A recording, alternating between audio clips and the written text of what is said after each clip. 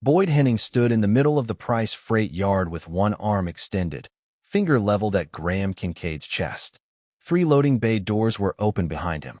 A forklift idled somewhere to the left. 16 dock workers in high-visibility vests had stopped what they were doing. "You are done here." Graham held the termination paper at his side. He did not look at it. He did not sign it.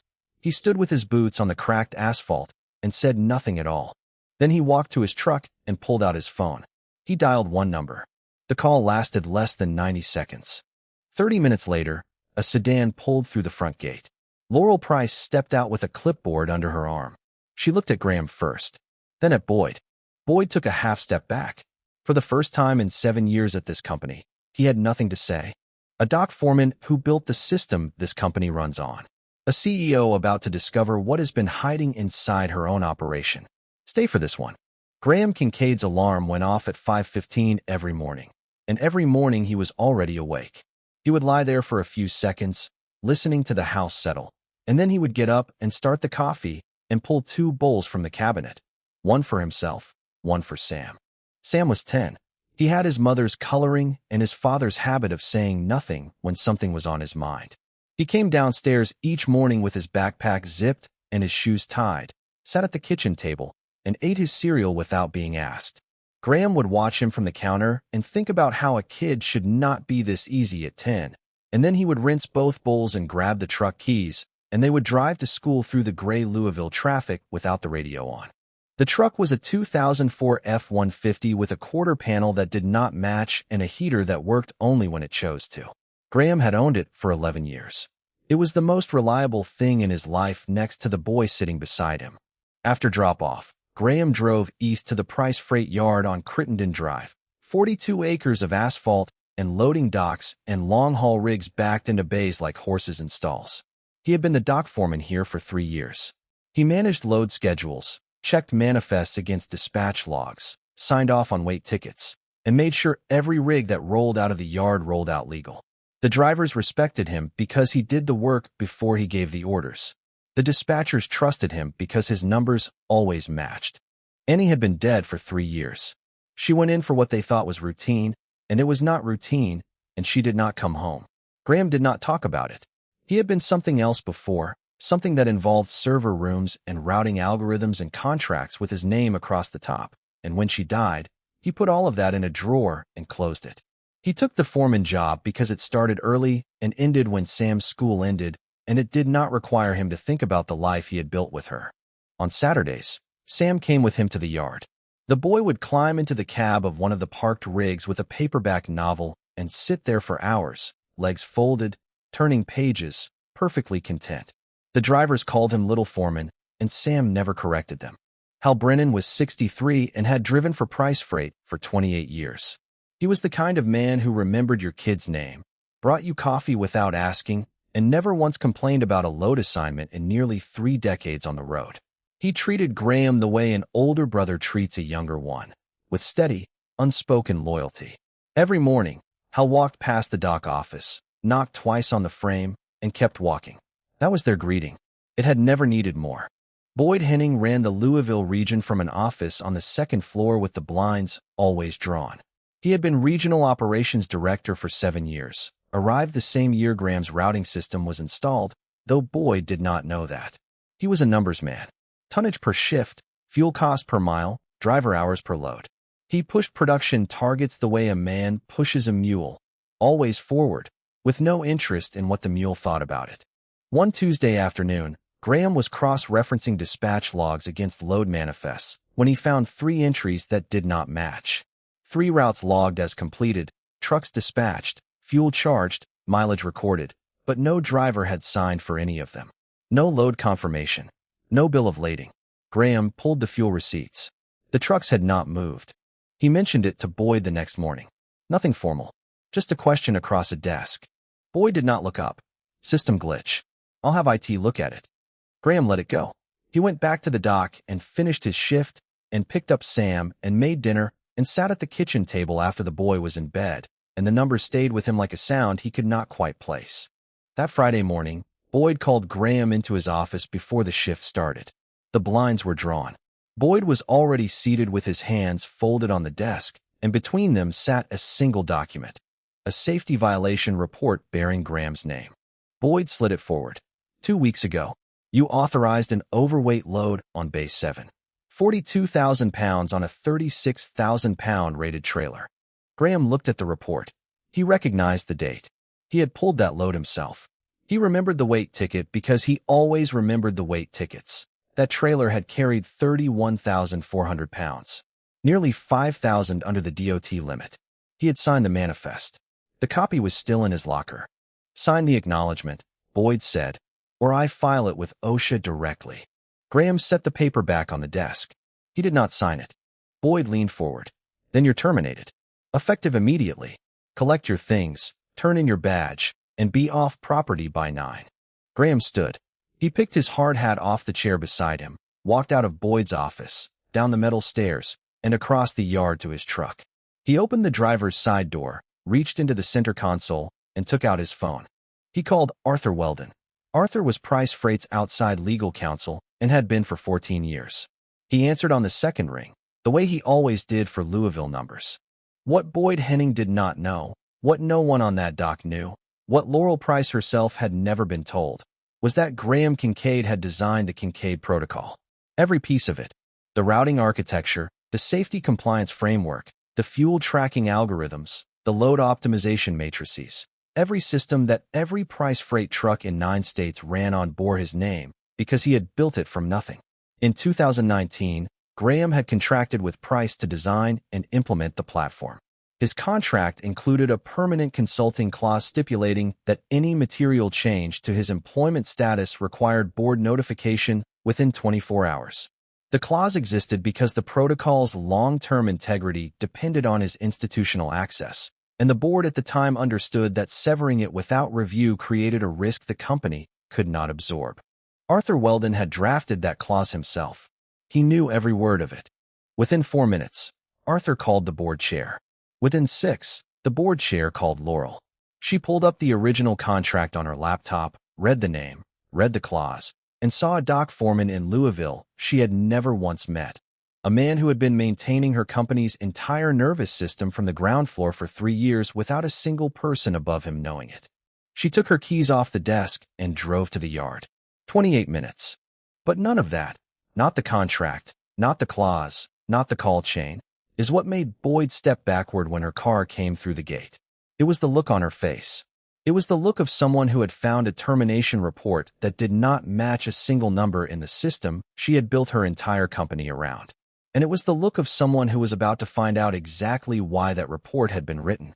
Laurel walked into Boyd's office and set the safety violation report flat on the desk. She pulled the actual load manifest from the digital archive in under 2 minutes. Bay 7, that date, that trailer, 31,400 pounds. The report Boyd had filed claimed 42,000. The gap was not a rounding error. It was not a transposition. It was a number that had been invented from nothing and placed on a company document with the sole purpose of ending a man's employment before he could ask any more questions about the routes that did not exist. She placed the manifest beside the violation report. The 2 documents sat side by side under the overhead light, and the difference between them was not subtle. You filed a fraudulent safety report to terminate an employee who holds a board-level consulting clause with this company, she said. Her voice was level. She did not raise it. Your employment with Price Freight is terminated effective now. Security will escort you to your vehicle. Boyd opened his mouth, and Laurel turned to the logistics coordinator sitting at the smaller desk behind him. The man who had co-signed Graham's termination paperwork without pulling the original weight ticket, without checking a single record, without doing the one thing his job required him to do. You too. The yard was still when they walked out. Boyd carried a single banker's box with both hands, and the logistics coordinator followed 3 steps behind him with nothing at all. Security flanked them on each side. 42 acres of concrete and steel, and not a sound except the diesel idle of a rig in Bay 9 that no one had thought to shut off. Dock workers stood along the bay edge with their arms at their sides. Dispatchers watched from the second-floor windows. Hal Brennan stood beside his rig in Bay 2 with his arms crossed and his jaw tight, watching Boyd's car pull through the gate and turn south on Crittenden without stopping. Nobody spoke. Nobody needed to. Everyone on that dock had watched Graham get fired that morning. Every one of them had watched him walk to his truck and make a phone call and stand there for 30 minutes without moving. And every one of them had just watched the man who fired him leave the property in a box. Laurel found Graham beside his truck. He was leaning against the bed with his arms folded and his hard hat on the hood. He had not moved since the call. She had known the Kincaid protocol her entire tenure as CEO. She had cited it in board presentations, referenced it in investor calls, built her operational strategy around its efficiency metrics. She had never once imagined the person behind it standing in her freight yard in steel-toed boots with gear oil on his sleeve, looking at her the way he looked at everything, carefully and without assumption. "I need you to stay," she said. Graham studied her face for a long moment. "I'll think about it." He drove home, picked Sam up at 3:15, made pasta, read with Sam on the couch, did not mention any of it. Monday morning, Graham walked through the yard gate at 6:45, same as always. Hard hat under his arm, clipboard in hand, boots on the asphalt. The drivers who saw him come in looked up and nodded, and that was all that needed to happen. He was staying, but he was staying as dock foreman and nothing else. He told Laurel that on the phone Monday afternoon, no title change, no office, no advisory role, no seat at any table he had not already earned by showing up at 6:45 and leaving at 3. He would run the dock the way he had run it for 3 years. If she needed help with something beyond that, she could ask him directly, and he would decide. She asked. Boyd's operations records were stored in filing cabinets on the second floor that had been locked for years. Laurel had them open the morning after the termination. She brought the dispatch binders downstairs to a folding table in the break room, and Graham sat across from her and started working through them 1 month at a time. They began with the current quarter. Graham accessed the routing system from a dock terminal, matched each log dispatch against the driver sign-off database, and cross-referenced the fuel draw reports line by line. Within 2 hours, he had flagged 5 more ghost entries. Routes billed to clients as completed hauls, but with no driver dispatched, no fuel drawn from the price account, and no load confirmation anywhere in the system. 5 phantom routes in a single month. Total billing to the client, $18,000. For trucks that had never left the lot. Hal Brennan confirmed it that evening. He walked into the break room with his road jacket still on and his personal logbook under his arm. 2 of those 5 routes had been assigned to drivers who were on medical leave at the time. Hal had flagged the scheduling conflict to himself months earlier, written it in the margin of his own log, but had not known what to do with it. He was not a systems man. He was a driver. He just knew that Dave Cutler could not have hauled a Louisville to Memphis load in March because Dave Cutler had been home with a torn meniscus since February. Graham and Laurel settled into a working rhythm that was narrow and efficient and entirely without pretense. She brought the billing statements and the client invoices. He mapped them against the protocol's archived route data and built a spreadsheet that tracked every discrepancy by date, route number, and dollar amount. They worked in Boyd's former office, now empty except for the desk, 2 chairs, and a whiteboard no one had bothered to erase. He explained how the routing system generated records. She followed the money through accounts payable. They did not talk about anything that was not on the screen or in the binder between them. But she began leaving documents on the dock clipboard for him to review before his morning shift. And he began staying past 3 each afternoon to make sure the day's reconciliation was finished before she arrived the next morning. Neither of them mentioned it. The ghost routes went back to 2021. Dozens per quarter, sometimes 8 or 9 in a single month, clustered around the end of billing cycles when the volume of legitimate dispatches was high enough to hide them. Boyd had been logging routes that never happened, charging clients for hauls no truck ever made, booking phantom fuel consumption against the company's fleet account, and pocketing the difference between what price billed and what the run actually cost, which was 0 because the trucks had never left the yard. The conservative total, reconstructed from 37 months of billing records and fuel receipts that Graham pulled from the protocol's archive data, for $130,000. But that number was about to get significantly worse, and the reason had nothing to do with the money itself. 2 weeks after his termination, Boyd Henning filed a formal complaint with the Occupational Safety and Health Administration. He alleged systematic safety violations across the Louisville yard, falsified weight tickets, expired equipment certifications, unreported hazardous material handling incidents, and deliberate circumvention of DOT load limits. He named Laurel Price as the responsible executive officer. He named Graham Kincaid as a knowing co-conspirator. OSHA scheduled a full-scope inspection of the Crittenden Drive facility. They gave Price Freight 10 days' notice. Laurel received the notification on a Wednesday afternoon. She read it in her car in the lot outside the yard office. She read it once, then read it again from the beginning, and then she set it on the passenger seat and sat there for several minutes with both hands on the steering wheel before going inside. Two of Price Freight's largest shipping contracts, long-term agreements with national retail chains that accounted for nearly a third of the Louisville yard's volume, contained renewal clauses tied directly to safety compliance ratings. If OSHA issued citations, even minor procedural findings, those clients had contractual grounds to initiate an exit review. That was $11 million in annual revenue, and the jobs of every driver and dock worker on Crittenden Drive, resting on a single inspection outcome triggered by a complaint filed by a man who had just been caught committing fraud against the same company he claimed to be protecting. Graham was on the dock when she told him. He set his clipboard on a pallet stack, looked down the row of open bay doors at the rigs backed into their slots, and said, "I wrote that safety framework. I know every protocol in this yard by number. Let me walk the inspection myself." They started that same evening. Bay by bay, dock by dock, rig by rig. Graham walked Laurel through every tie-down specification, every load securement anchor rating, every ventilation cycle schedule, every fire suppression system, and its inspection tags. He opened electrical panels and showed her calibration certificates he had signed quarterly for 3 years. He pointed to maintenance logs filed in binders he kept in the dock office closet, logs no one had ever asked to see because no one had ever needed to. Every bolt, every placard, every painted hazard line on that asphalt existed because the Kincaid protocol specified it, and Graham had put it there himself. Laurel followed with the clipboard, marking each item against the OSHA checklist, writing notes in the margins in small, precise handwriting. They worked past sundown. The overhead dock lights clicked on and turned the yard amber, and they kept walking. She did not need to stay that late. The checklist could have waited until morning and nothing would have been lost. But she stayed, and he did not tell her to leave. And when they finished the last bay at 9:40, they stood in the empty yard under the amber light and said nothing for a long while. Neither of them called it anything, but neither of them walked away from it, either.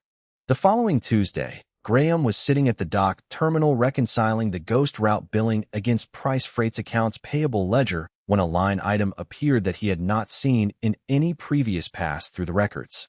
It was an invoice, dated January of the previous year, billed to Price Freight's Louisville operations account from an entity called Henning Logistics Consulting, LLC. The service described on the invoice read, Route Optimization Advisory, Southeastern Corridor. The amount was $8,700. Graham ran the name through the vendor management system. Henning Logistics Consulting was not a registered Price vendor. It had no master contract on file, no W-9, no procurement onboarding record. He pulled the Kentucky Secretary of State's business registry.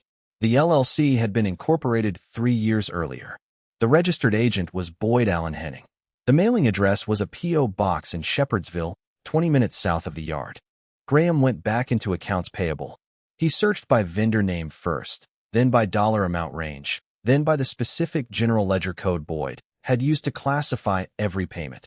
A code reserved for third-party logistics consulting that no one in the Louisville office had authority to approve except the regional operations director himself.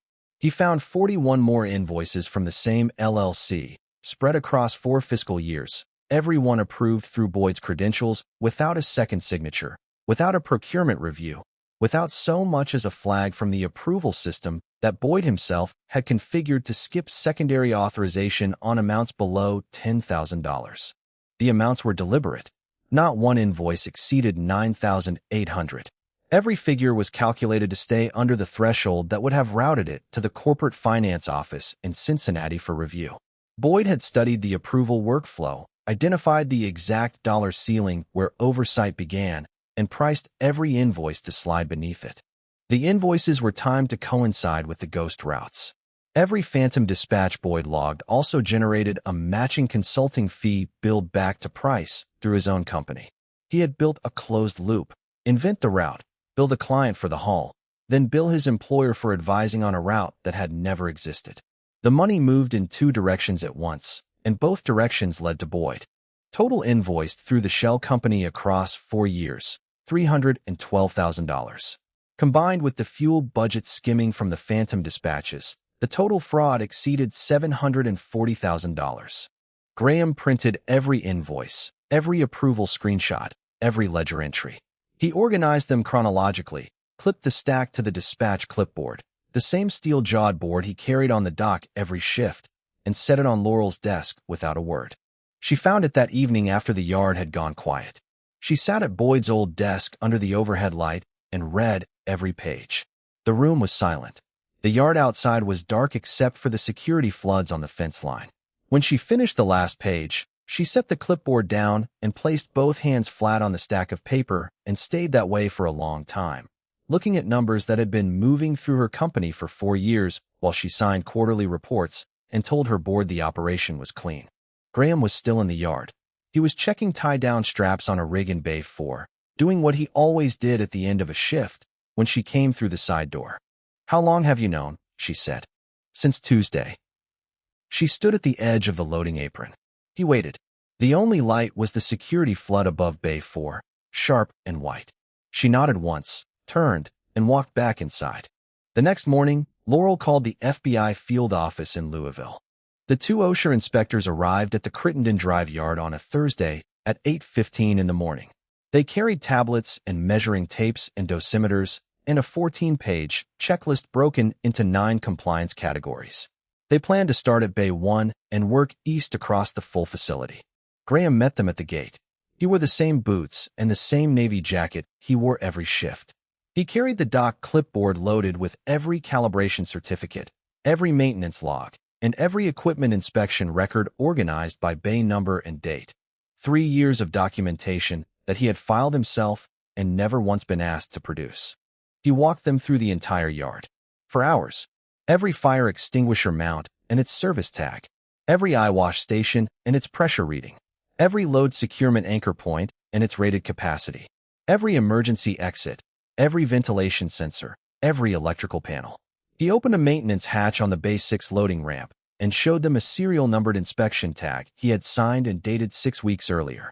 He pulled ventilation calibration logs from the protocol archive and set them beside the OSHA specification table. Every number matched.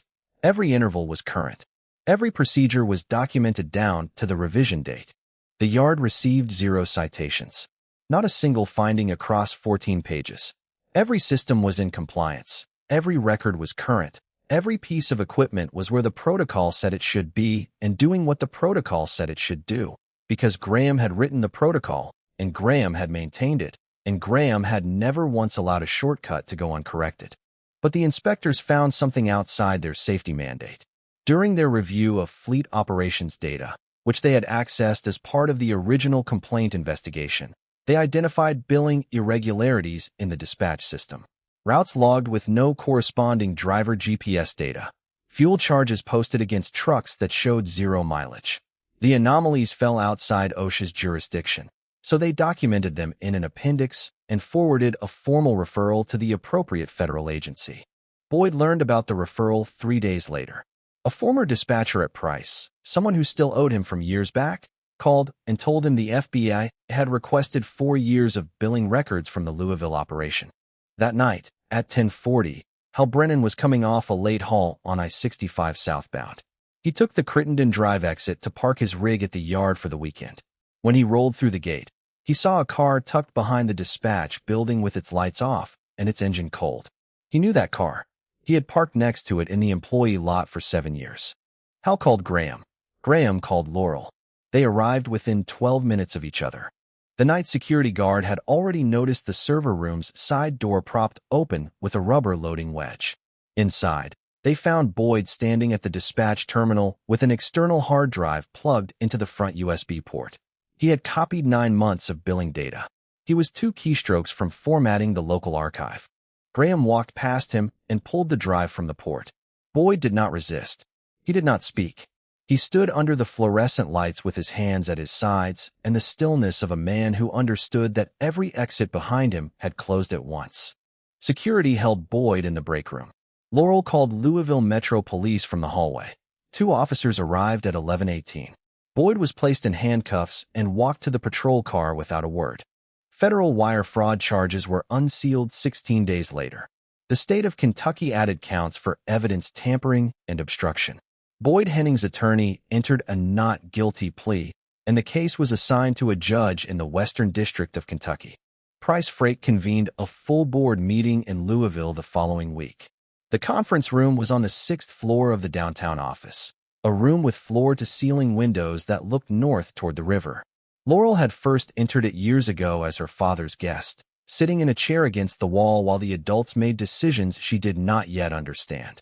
Now she stood at the head of the table with a binder in front of her and a projection screen behind her, and she presented the audit that she and Graham had assembled over the course of 5 weeks. She walked the board through every layer. 37 months of ghost routes, dispatches that existed only in the billing system, for trucks that had never started their engines. 41 invoices routed through a shell company registered under the perpetrator's own legal name at a P.O. box 20 minutes from the yard. A fabricated safety report filed against the one employee in the building with the technical knowledge to uncover all of it.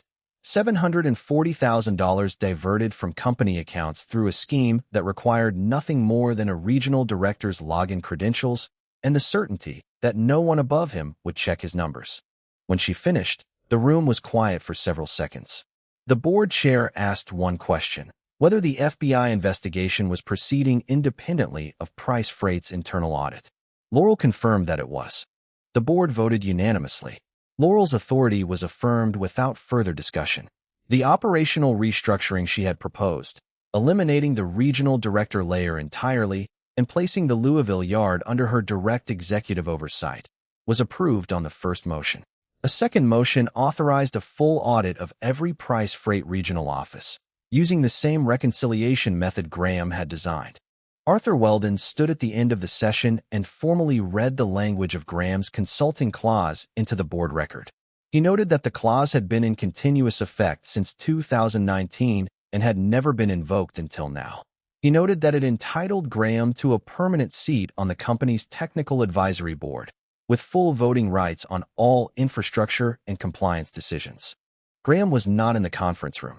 He was on the loading dock at Crittenden Drive, 200 miles south, checking manifests for a Tuesday morning dispatch the way he had checked them every morning for 3 years. Laurel called him that afternoon. She told him about the seat. She told him Arthur had read the clause into the record, that the board had acknowledged it formally, and that the chair was his. No application, no probationary review, no condition of any kind. "I appreciate that," Graham said, "but I'm good where I am." She was quiet for a moment. Then she said, "All right." That was the entire conversation. Graham hung up and walked back to Base 6. He picked up the clipboard, signed the next manifest, and set it on the desk. Held past the dock office, knocked twice on the frame, and kept walking. Some things do not need to change in order to matter. 2 weeks passed. The yard settled into the rhythm it had kept for decades before Boyd Henning and would keep for decades after. Rigs cycling through the gate, loads dispatched, manifests signed, drivers coming and going with the steadiness of something ancient and mechanical. Graham's shift started at 6:45 and ended at 3, same as before. The only visible difference was that the second-floor office stood empty now, and the blinds that had been drawn for 7 years were finally open. Saturday morning. Sam sat in the cab of a parked Kenworth in Bay 3 with a paperback across his knee. He had grown enough to pull himself into the cab without the step rail now, and he liked it up there. The wide windshield, the height of the seat, the quiet of a truck that was not going anywhere. Laurel's car came through the gate at 9:30. She told the security guard it was a quarterly operations review. There was no quarterly review on the schedule, and Graham knew that, and he did not say anything about it. She walked the dock for 20 minutes, pausing at stations she had already checked the week before, looking at rigs she had already inspected. Then she stopped beside the Kenworth and saw Sam through the windshield. She walked around to the passenger side and looked up at him. "What are you reading?" Sam held the book so she could see the cover.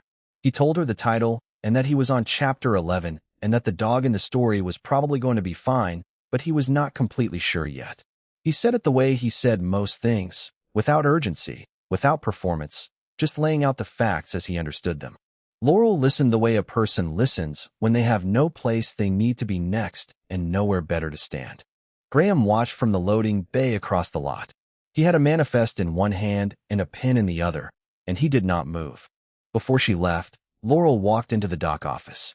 Graham's clipboard was on the desk, steel-jawed, scuffed at the corners, 3 years of daily use worn into the metal. She set a cup of coffee on it and wedged the cup under the jaw so it would not tip over.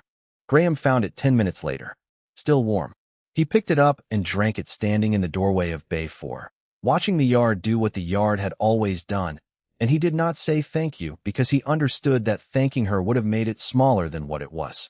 Fall came to Louisville the way it always does, slowly at first, then all at once, the sugar maples along Crittenden Drive going gold, and the light turning low and amber across the yard by 4 in the afternoon.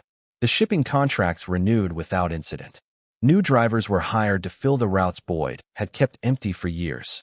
The dispatch system ran clean for the first time since 2021 because the man who had built it was still on the property, and the woman who owned it finally knew his name. Graham still drove Sam to school every morning in the F-150. Still made breakfast before the sun came up. Still lay in bed for a few seconds each morning listening to the house before the alarm told him what he already knew. But something had shifted in the architecture of his days, not with any announcement, not through any single moment he could point to, but the way a compass needle moves when it drifts close to true north. A degree, maybe 2, enough to change where you end up if you keep walking. Laurel had started routing her Louisville visits through Fridays. She told the board it was for operational oversight. The yard was the company's largest hub, and after the fraud it required consistent executive presence. That was true. It was also true that she stayed through Saturday mornings now, and that she had begun parking in the same spot near Bay 3 every time, and that Sam waved to her from the Kenworth cab without anyone asking him to. He had learned her name from the drivers. Graham had never said it. The last Friday in October. The yard emptied by 4:30. Rigs parked in rows with their engines off and their running lights dark.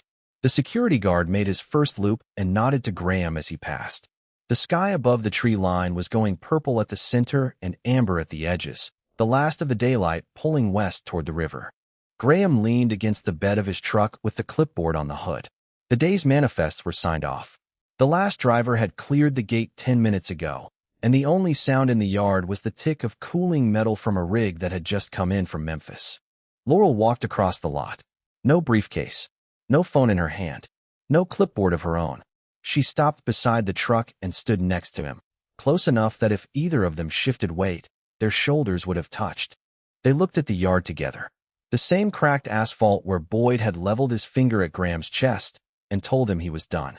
The same gate where her sedan had rolled through 30 minutes after a single phone call changed everything. The same bays they had walked side by side before the OSHA inspection, counting every bolt and every tag. The same desk where Graham had set $740,000 of evidence on a clipboard and walked away without a word. The same server room where Hal had called at 10:40 on a night when all of it could have disappeared. Neither of them spoke for a long time. Graham reached over and picked up the clipboard from the hood. He held it out to her, not because there was anything left on it to read. The manifests were filed. The routes were dispatched. The day was done. She took it anyway and held it against her side the way he held it every morning when the shift was starting and the whole day stretched out ahead of him. He put his hands in his jacket pockets. She stayed. Somewhere out on I-65, a price freight rig downshifted heading south, and the sound carried across the yard like a long breath finally let go. Neither of them had been looking for this. That was the only reason either of them trusted it.